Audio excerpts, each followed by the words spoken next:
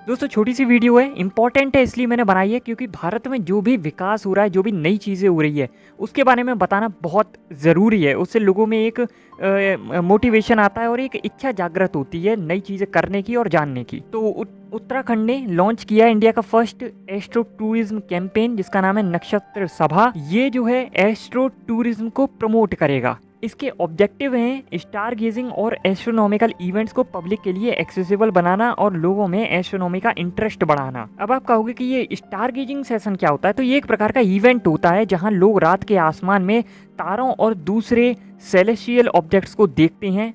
तो इसका पर्पज़ क्या है? तो इसका जो पर्पज़ है वो लोगों को रात के आसमान में तारों, प्लैनेट्स, मून और दूसरे एस्ट्रोनॉमिकल ऑब्जेक्ट्स को देखने का मौका देना और उन्हें एस्ट्रोनॉमी के बारे में एजुकेट करना है। इसकी लोकेशन बहुत महत्वपूर्ण होती है। तो ये सेशन पॉल्यूशन फ्री और क्लियर स्काई वाले एरियाज़ में कंडक्ट किए जाते हैं, जैसे रिमोट कंट्री साइड, माउंटेन्स और डेजर्ट, जहाँ पर लाइट पॉल्यूशन भी कम होता है।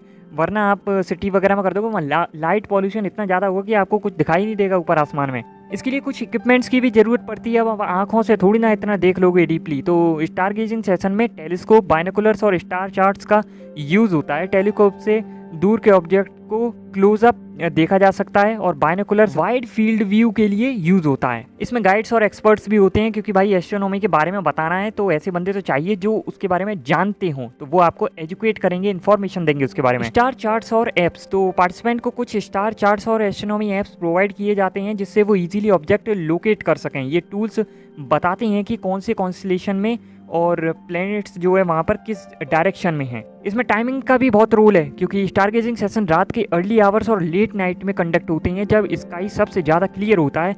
फुल मून नाइट्स अवॉइड किए जाते हैं क्योंकि ब्राइट मूनलाइट दूसरे फेंट ऑब्जेक्ट को देखने में रुकावट डाल सकती है। सेशनल कंसीडरेशन, तो डिफरेंट सीजन में अलग अलग कॉन्स्टेलेशन और सेलेस्टियल इवेंट्स देखे जा सकते हैं। फॉर एग्जाम्पल विंटर में ओरायन कॉन्स्टेलेशन और समर में मिल्की वे का क्लियर व्यू होता है। स्पेशल इवेंट्स, तो स्टार गेजिंग जो होता है वो स्पेशल एस्ट्रोनॉमिकल इवेंट्स के अराउंड प्लान किया जाता है, जैसे मीटियोर शावर्स जब होता है तब, लूनार एक्लिप्स या फिर प्लेनेटरी अलाइनमेंट। ये इवेंट्स लोगों को यूनिक एक्सपीरियंसेस प्रोवाइड करते हैं। कम्युनिटी एंड सोशल एस्पेक्ट्स, तो स्टार गेजिंग सेशन एक सोशल एक्टिविटी भी होती है जहां लोग अपने इंटरेस्ट शेयर करते हैं, डिस्कशन करते हैं और एक कम्युनिटी फीलिंग बिल्ड करते हैं।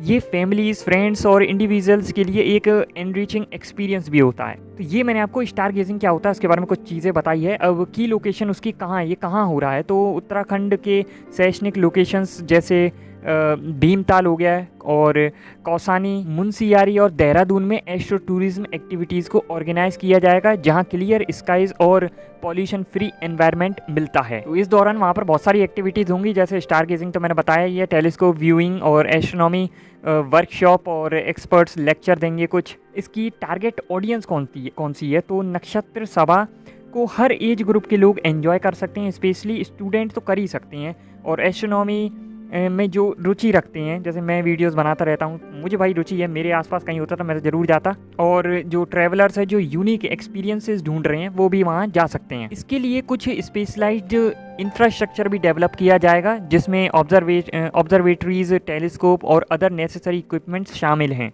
कल्चरल इंटीग्रेशन, तो कैंपेन लोकल कल्चर और हेरिटेज को भी हाईलाइट करेगा जिसमें एंशियंट इंडियन एस्ट्रोनॉमी के कॉन्सेप्ट और माइथोलॉजी को भी इंक्लूड किया जाएगा। इकोनॉमिक बेनिफिट्स, तो एस्ट्रो टूरिज्म से लोकल इकोनॉमी को बूस्ट मिल सकता है क्योंकि टूरिस्ट आ सकते हैं और ट्रांसपोर्टेशन होगा, लोकल बिजनेसेस को फ़ायदा मिलेगा इससे। और इससे थोड़ा सा लोगों में क्या है कि एनवायरमेंटल अवेयरनेस भी बढ़ेगी। अगर आप में से कोई जाए तो बताना भाई कमेंट में कैसा रहा एक्सपीरियंस। दोस्तों आपको पता है वैसे ही टेक्नोलॉजी आ गई है कि आपके माइंड में चिप घुसेड़ दी जाएगी और उसी से आप गेम्स खेल सकते हो। आपको कोई भी और अदर इक्विपमेंट्स की ज़रूरत नहीं पड़ने वाली और गेम जो है नेक्स्ट लेवल के बना करेंगे। फिर इसके बारे में मैंने बहुत डिटेल से एक वीडियो बनाई हुई है, ऊपर आए बटन में लिंक मिल जाएगा, जाकर चेकआउट कीजिए।